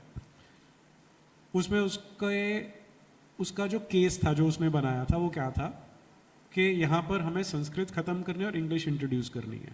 उसको उसने जस्टिफाई कैसे किया कि कलकत्ता में उन्होंने एक इंग्लिश कॉलेज खोला था, तो वो बोलता है कि 1 साल में कलकत्ता कॉलेज ने 200 रुपए की कमाई की है, जबकि संस्कृत कॉलेज ने एक भी पैसे की कमाई नहीं की। ऑल्दो संस्कृत कॉलेज में पढ़ने वाले ज़्यादा विद्यार्थी थे, इंग्लिश पढ़ने वाले कम थे। इसका इन्फ्रेंस उसने क्या निकाल के बताया कि ये बताता है कि जो भारत के लोग हैं वो इंग्लिश एजुकेशन लेना चाहते हैं, they are hankering for English education not after Sanskrit. तो जिस कमेटी में उसने ये मिनट्स दिए थे उसी में उसका एक जूनियर था जेम्स प्रिंसेप, उसने इसका जो उत्तर दिया था जो मैक्सिमम लोगों को नहीं पता, वो क्या था? उसने कहा कि संस्कृत कॉलेज में जो पढ़ा रहे हैं वो ब्राह्मण है, उनके लिए शिक्षा देने के बाद उसके बदले में पैसे लेना पाप है, वो कभी नहीं लेगा। जबकि जो इंग्लिश कॉलेज चला रहा है वो एक क्रिश्चियन है और वो पूरी बेशर्मी से पैसे मांगता है, इसलिए पैसे मिलते हैं। ये वर्ड्स उसके डॉक्यूमेंटेड हैं जो हमें बताते हैं कि हम कहां थे और कहां से कहां पहुंच चुके हैं।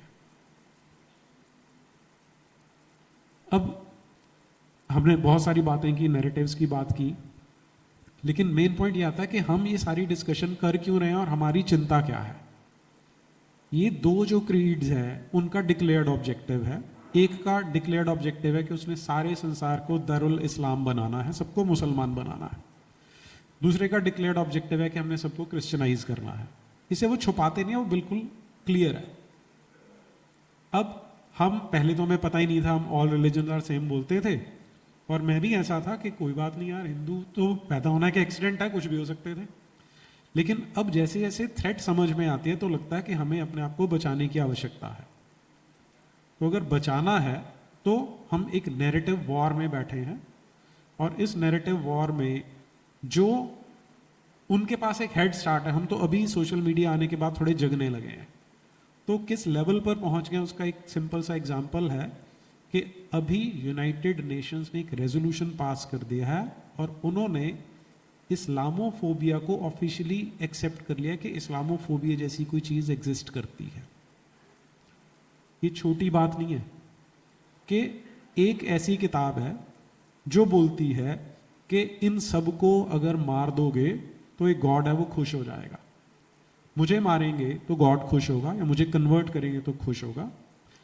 वो किताब 35 बार जिहाद की बात करती है, 125 बार किताल की बात करती है, कत्ल करने की बात करती है। तो अगर वो मेरे बारे में कर रही है, अगर मैं अपना विवेक लगाऊंगा तो मुझे उससे डरना चाहिए कि नहीं डरना चाहिए? डरना चाहिए, बिल्कुल नेचुरल है, मुझे अपने आप को प्रिजर्व करना है तो डरना चाहिए। लेकिन फोबिया क्या होता है? इररेशनल फियर, जहां पे आप बिना किसी कारण के डर रहे हैं कि यहां से एक छिपकली जा रही है, आप उससे डर गए। तो उन्होंने इसको यूएन से सैंक्शन करवा लिया है। तो अल्मोसो जी, ये इस्लामोफोबिया क्या है और ये कैसा ट्रोजन हॉर्स है, उस पर जरा बात करते हैं। सरल भाषा में तो आपने बता दिया कि irrational fear of Islam is Islamophobia ना। पानी से आप बेवजह डरे तो हाइड्रोफोबिया, इस प्रकार से।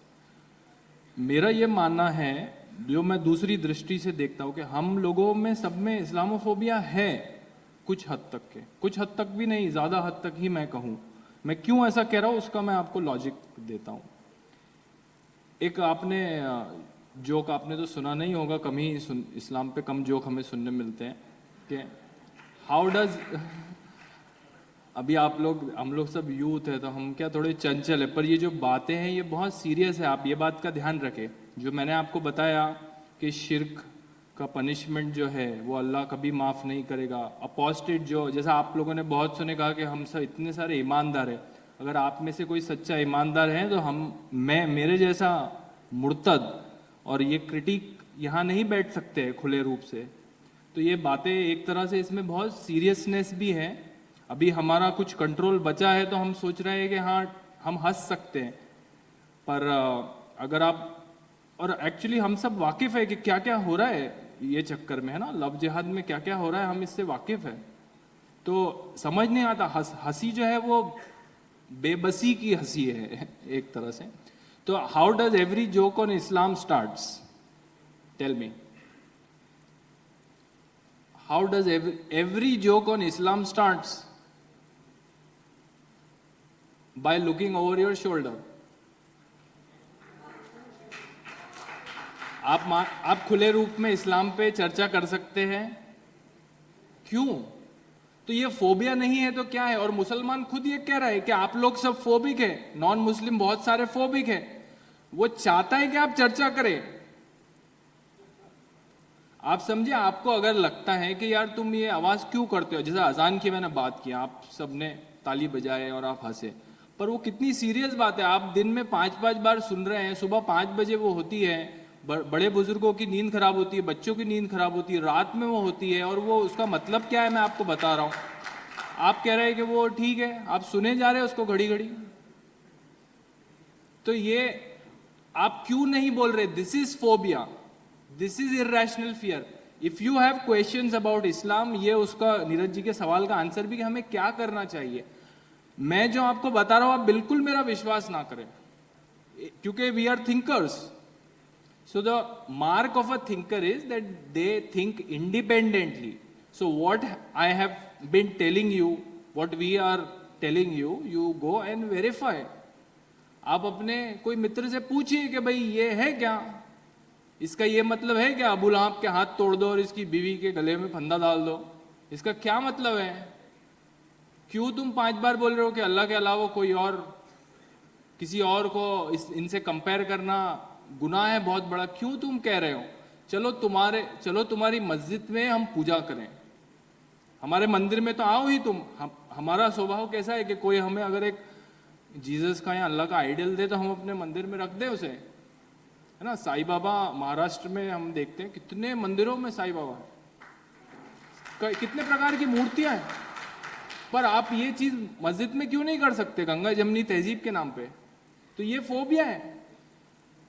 तो फोबिया वो जो बोल रहा है वो नहीं है, वो क्योंकि 5 लोग सवाल उठा रहे हैं तो वो चुप कराने के लिए कह रहे हैं फोबिया है। पर जो ज्यादातर मॉडरेट्स हम सुनते हैं कि 90% मॉडरेट है मुस्लिम्स में, जो हमारे साथ हमारे समाज में रहते हैं, हमारे जैसा ही सोचते हैं, उनसे आप बात करिए कि भाई मुझे ये सवाल है। तो क्या आप पे भी ये जोक लागू होता है? इसलिए आप लोग हंस रहे हैं क्योंकि ये जोक सत्य है। इस्लाम के बारे में कुछ बोलना है तो जरा आजू बाजू देख लो कि कौन है भाई, कहीं से नहीं तो,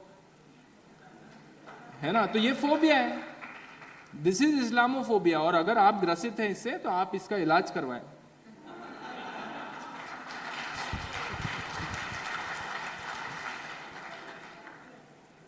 जी,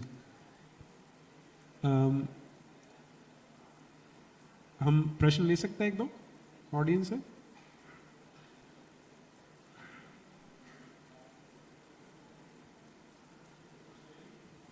उधर उठा रहे हैं।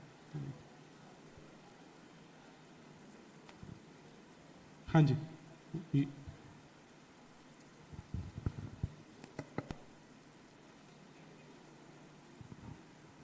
हेलो, नमस्ते सर, जय श्री राम। जय श्री राम। सर मेरा प्रश्न अलमसूद जी से कि आपने सबने सुना है कि किसी एक फ्रेंच कार्टूनिस्ट ने मोहम्मद साहब के ऊपर कार्टून बनाया जिसका जुलूस सबने दिल्ली में भी देखा है, इस्लामाबाद में देखा है। पर मैं सबसे सर से ये पूछना चाहता हूँ कि इस देश का मुसलमान जब हम इसकी बात करते हैं, जैसे मोहम्मद की बात करते हैं, मोहम्मद साहब के जिसको आर्मी बोलते हैं, हम अलकायदा की बात करते हैं जिसे देश बोलते हैं, तो इस देश का मुसलमान मोहम्मद साहब के नाम पर, जिसके नाम पर आतंकवाद फैलाया जा रहा है, इस देश का मुसलमान उस पर क्यों कुछ नहीं बोलता है? इस देश का मुसलमान आतंकवाद को साइलेंटली सपोर्ट कर रहा है क्या? ये मेरा क्वेश्चन है।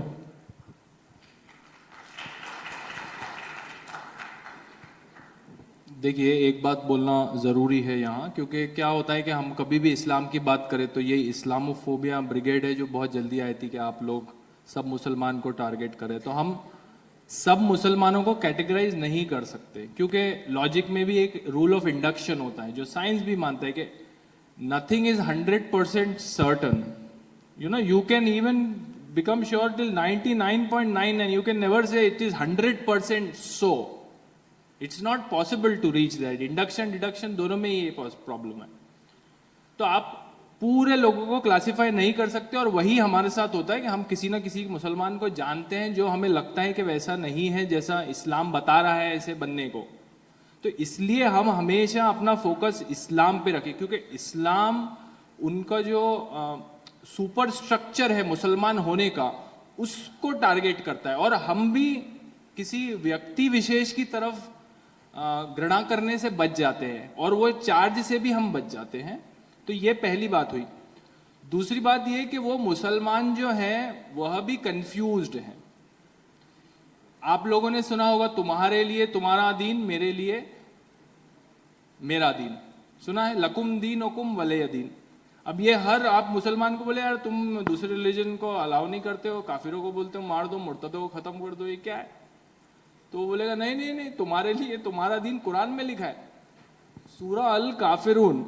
अब उसका कॉन्टेक्स्ट क्या है कि उनके पास कुरैश ट्राइब के लोग आए रसूल के पास और उन्होंने कहा, कुरैश ट्राइब के लोगों ने, कि तुम एक साल हमारा रिलीजन मानो और तुम्हारा रिलीजन हम एक साल मानते हैं।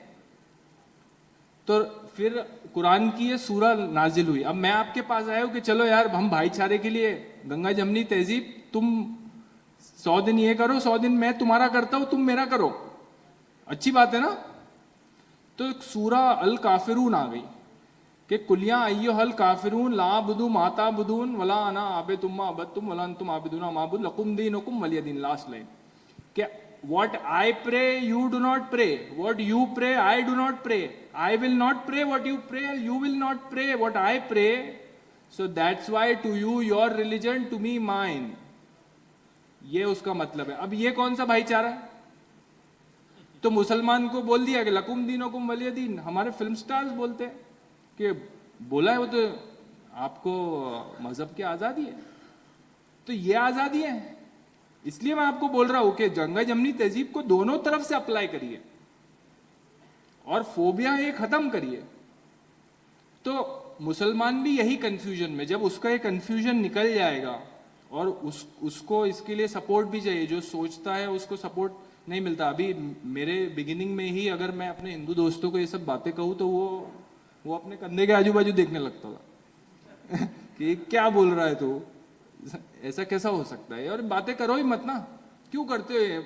हमला क्यों मोल लेना, खतरा क्यों मोल लेना, सॉरी।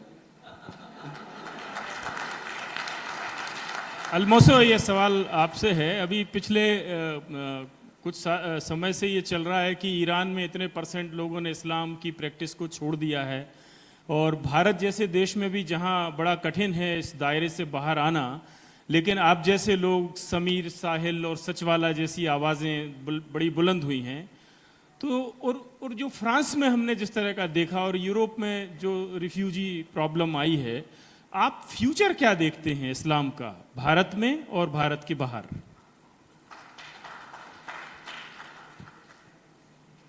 देखिए, कॉमन नरेटिव तो यही है कि भाई इस्लाम बहुत ही तेज़ी से ख़त्म हो रहा है, लोग छोड़ रहे हैं, ऐसा हमें दिख भी रहा है, लोग बात कर रहे हैं।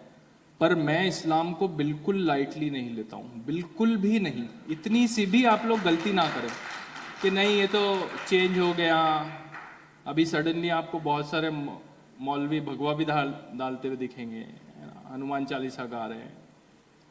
जब तक ये आइडियोलॉजी की क्लैरिटी सबके सामने नहीं आती है, जब तक कि हमें इसे लाइटली नहीं लेना है।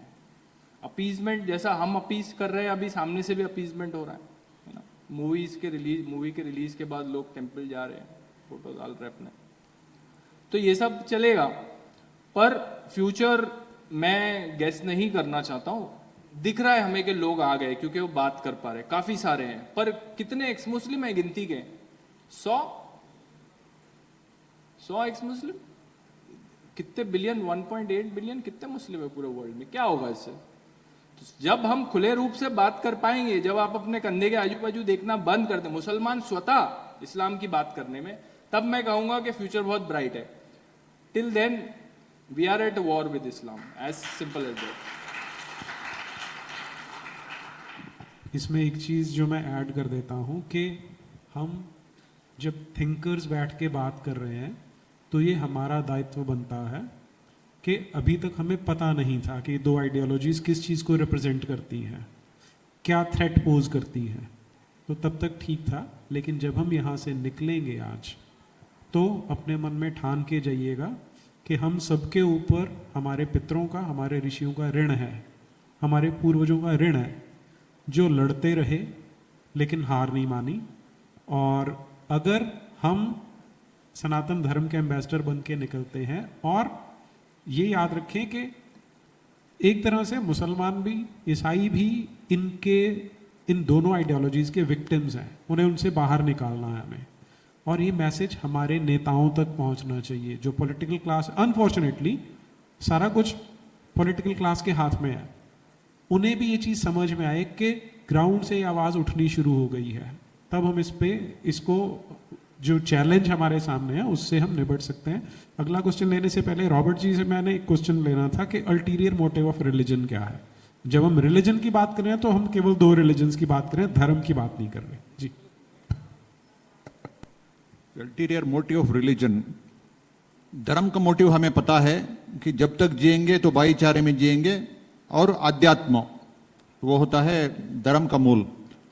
तो रिलीजन का मूल उद्देश्य क्या है कि power, political power and the control of entire world. एक सेंटर से पूरी दुनिया को चलाएं, अपनी उंगली पे नचाएं। हो सकता है कि, अगर हो सकता है तो कैसे हो सकता है? वो भी बिना मिलिट्री, बिना पुलिस के। वो हो सकता है थ्रू रिलीजन। एक केंद्र से आप पूरे दुनिया को मुट्ठी में रख सकते हैं। शर्त यह है कि हफ्ते में एक बार, संडे या फ्राइडे, उनको बुला के ब्रेन वॉशिंग करना जरूरी है। करते रहो, ब्रेन वॉशिंग करते रहो, अपने डॉगमा में बनाते रहो, तो जब तक आपके कंट्रोल में है तो पूरा दुनिया आप चला सकते हैं। And ultimate goal is political power. तो ये हम समझ गए तो पूरा क्लैरिटी आ जाएगी। तब बोलते वक्त मैंने कहा कि मैं ईसाई बनकर मेरा कोई इंडिपेंडेंस नहीं, ये पूरा चर्च के चंगुल में हम बने। आपके मन में सवाल आता है तो बाहर क्यों नहीं आते? तो इसका थोड़ा सा क्लैरिटी देना चाहता हूं मैं। आप में से कई सारे लोग मठ मंदिर द्वारा चलाए जाने वाले स्कूल में पढ़े होंगे ना। जब आप संडे छुट्टी होती है, मंडे स्कूल में जाते हैं, तो आपने कभी देखा है कि मंदिर का पुजारी डंडा लेकर खड़ा है पूछने के लिए, कल मंदिर क्यों नहीं आया था? कल छुट्टी थी, मंदिर आना जरूरी था ना, क्यों नहीं आया? किसने अनुभव किया या नहीं किया ना? मैंने अनुभव किया है। तो चर्च के से चलाए जाने वाले स्कूल में मैं जब पढ़ता था, तो मंडे स्कूल में जाता था तो पादरी खड़ा होता था डंडा लेके, कल संडे क्लास में क्यों नहीं आया? जो भी नहीं आया उसको पिटाई होती थी। हालांकि मेरे को ज़्यादा पिटाई नहीं हुई, मेरी बड़ा डिसिप्लिन था, जाता था संडे को। मेरे मित्रों को कई सारों को पिटते हुए मैंने देखा है। तो एक जबरदस्ती है, आप इससे बच नहीं सकते। तो शुरुआत बचपन में ऐसी जबरदस्ती गए, फिर तो आदत पड़ गई, फिर एक टाइप का भय भी होता है कि संडे नहीं जाओगे तो फिर नरक जाओगे, स्वर्ग नहीं मिलेगा।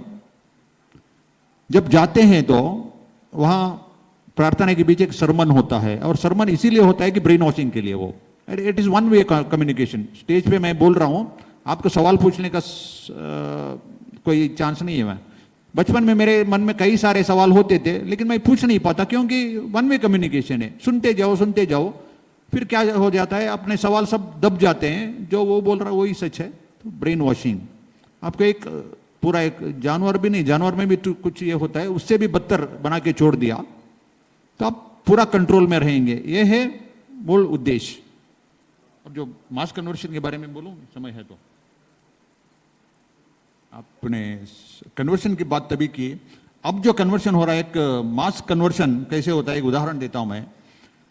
आजकल बहुत चर्चा हो रही उदयनिधि स्टालिन की, कि कोई एक सनातन धर्म के खिलाफ उसने बयान दिया, बड़ा चर्चा है।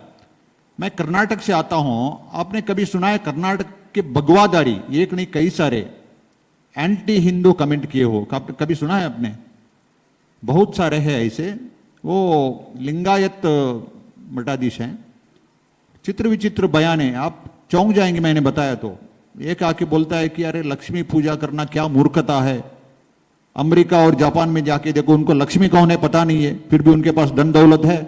आप लक्ष्मी की पूजा में पड़े हो। और बोलता है गाय की पूजा करना क्या मूर्खता है, सुअर की पूजा भी करो क्योंकि वो वराह अवतार है। वो एक भगवादारी स्वामी का स्टेटमेंट है। वो एक नहीं कई सारे, बड़ा झुंड है उनमें। ऐसे तो उनका उद्देश्य क्या है? जब हम कोई एक चर्च से कोई बोलता है तो हमें लगता है कि वो हिंदू विरोधी है। अभी तो भगवादेव बोलने लगे ना। अब देखिए, कई साल के बाद मैं एक भविष्यवाणी करना चाहता हूं। कई साल के बाद वो ऐसे बोलेंगे, उसी भगवादारी से बुलवाएंगे, मुंह से ये बातें भी आएंगी। उनका स्थापक है, लिंगायत का स्थापक है बसवण्णा, 12वीं शताब्दी में एक बड़े महान संत थे। उनके द्वारा उनके अनुयायी जो है लिंगायत, और कर्नाटक में आधे से ज्यादा आबादी उनकी है, ऑलमोस्ट 50%। तो कुछ समय में वे बोलने लगेंगे, ऐसे ट्रीटमेंट देके देके एक दिन अचानक बोलने लगेंगे, खुद बसवण्णा जीसस क्राइस्ट से प्रभावित थे, उनके प्रभाव से उन्होंने वचन लिखा और अपना अनुयायी बनाए। तो जब बसवण्णा ही ईसाई हो गए तो पूरा समुदाय एक ही झटके में ईसाई हो गया ना। यह है आइडिया मास कन्वर्शन का। और ये ऐसा हुआ तो मेरे को कोई आश्चर्य नहीं होगा, क्योंकि उसी दिशा में जाते हुए मुझे दिखाई देता है। बात संडे का छुट्टी कैंसिल करना तो बहुत बड़ी बात होगी। छोटे छोटे काम नहीं कर पा रहे हैं। 7,000 ऐसे नाम है भारत में, 7,000 नाम गुलाम जो इनकी निशानी है, उनको बदल नहीं पा रहे हैं। अहमदाबाद का नाम आज भी कर्णावती नहीं हुआ है,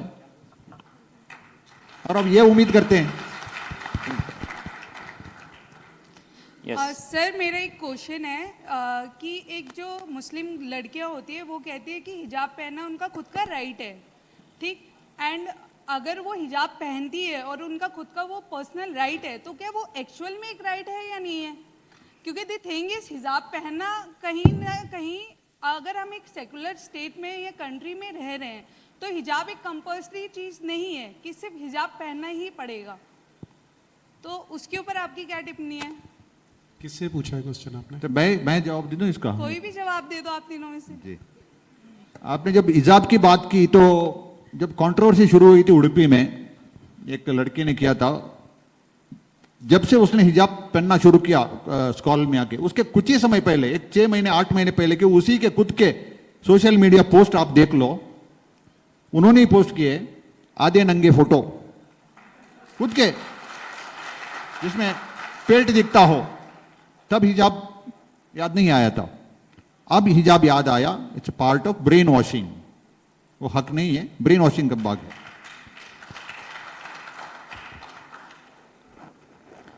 धन्यवाद। आज जो सेशन हुआ ये आप सभी को कैसा लगा? क्या इस तरह का कोई सेशन पहले कभी अपने जीवन में आपने अटेंड किया था? ऑनलाइन देखा होगा शायद, कुछ क्लैरिटी आई, कुछ फंडे क्लियर हुए। अभी इतनी इग्नोरेंस फैली हुई है कि ये कुछ बेसिक फंडामेंटल्स हैं थियोलॉजी के, जिनसे हम अनभिज्ञ हैं। और इकोसिस्टम नैरेटिव इतना प्रभावी है कि जो अलाउड ही नहीं है किन्हीं थियोलॉजी में, वैसी मानसिकता हमारी बना दी गई है। एक बहुत अच्छा स्टेटमेंट है किसी का, the further a society drifts away from truth, the more it will hate those who speak it. आज इस्लाम पे बात करना, क्रिश्चियनिटी पे बात करना विवादास्पद कैसे हो जाता है? जो समाज सत्य से जितना दूर चला जाता है, उतना ही वह सत्य से और सत्य बोलने वालों से घृणा करने लगता है। और दुर्भाग्य से यही इस देश के साथ हुआ है और हम लोगों के साथ हुआ है। कुछ विषय ब्लास्फेमस बना दिए गए हैं कि जिन पे आप बिल्कुल एक स्वस्थ संवाद भी नहीं कर सकते। उन पे बात करना, कोट करना, और जो कुछ भी या कहा गया या इस विषयों पे जो कुछ भी कहा जाता है वो पूरा तथ्य, तर्क और सत्य के साथ कहा जा रहा है। जो कुछ भी चर्चा यहां हुई उसके रेफरेंसेस हैं, उसकी एविडेंसेस हैं, उसके प्रूफ्स हैं। वो एक्चुअल है, फैक्चुअल है, टेक्सचुअल है। उसके बाद भी कंट्रोवर्शियल है, हेट मॉन्गरिंग कंटेंट उसको कहा जाता है। So where is the logic, where is reasoning, where is critical thinking? जितने लोग झंडाबदार होते हैं इस देश में, लेफ्ट लिबरल्स, जो क्रिटिकल थिंकिंग की, फ्रीडम ऑफ एक्सप्रेशन की बात करते हैं, उनका फ्रीडम ऑफ एक्सप्रेशन, उनकी रैशनैलिटी, उनकी क्रिटिकल माइंडसेट कहां चला जाता है जब वास्तव में लॉजिक की बात की जा रही होती है? That time they become the flag bearers of cancel culture. This is the hypocrisy of this left liberals. ये इनका दोगलापन है जो इसी तरह लगातार पर्दाफाश जिसका किया जाता रहेगा। और मैं तो चाहता हूं कि इसी प्रकार ये जो है freedom of expression, secularism, freedom of speech, liberty, equality, justice, social justice के झंडाबदार लगातार इस तरह से कुछ ना कुछ अटेंड करें, इस पे कुछ अपना मत व्यक्त करें और अपना मत व्यक्त करके स्वयं को निर्वस्त्र करें। इससे इसमें आसानी यह हो गई है कि हमें कुछ नहीं करना पड़ता है। They expose themselves. We are discussing some topics here based on actual proofs and rationality. बहुत ही क्रिटिकल और ऑब्जेक्टिव और रैशनल तरीके से लॉजिकल यहां पे बात हो रही है। उससे यदि किसी को आपत्ति है, कोई समस्या है, कोई असहमति है, तो यह बहुत अच्छा है कि वो स्वयं को व्यक्त कर दें और स्वयं एक्सपोज हो जाएं। स्वयं वो मोदी जी ने कोरोना के काल में क्या शब्द दिया था? आत्मनिर्भर। तो वो स्वयं को एक्सपोज करने की इतनी अच्छी आत्मनिर्भरता की कला यदि किसी में है तो हम उनके धन्यवाद ज्ञापित करते हैं कि हमारा कार्य आपने आसान कर दिया। दूसरा जो ये विषय है, अभी समय कम बचा है, भोजन का समय हो गया है, इस सत्र को यहीं रोकेंगे। बहुत बहुत धन्यवाद नीरज अत्री जी का, अल्मोसो जी का, रॉबर्ट रोजारियो जी का। और विशेष रूप से हमने इन्हीं को क्यों चुना, ये बातें तो हम लोगों में से कई लोग कर सकते थे, जिन्होंने वास्तव में उसको कई वर्षों तक मतलब 1-2 वर्षों तक नहीं, कई दशकों तक, the speakers, there are speakers who not only studied it for decades, they researched on it, they debated on it, they researched on it, they practiced it. इन्होंने इस्लाम को प्रैक्टिस किया है, उन्होंने क्रिश्चियनिटी को प्रैक्टिस किया है। they were practicing Muslim and Christian. Neeraj Attri ji practicing Hindu हैं। so they are not only researchers, they have been practitioners also. So whatever we heard from the horse's mouth, हमने प्राइमरी रेफरेंस से हम सारी बात कर रहे हैं, बिल्कुल आयतें कोट की हैं यहाँ पे। So those who want, they can fact check, they can cross check, they can verify any of the reference, any quote, सारा ऑनलाइन इंटरनेट पे उपलब्ध है, मौजूद है। हम सब भी जाने पढ़ें, स्वयं को शिक्षित करें, ज्ञानवर्धन करें, भ्रम निवारण करें और इन्होंने जो सूत्रपात किया है उस श्रृंखला को आगे बढ़ाएं। तो बहुत बहुत धन्यवाद हमारे तीनों वक्ताओं का।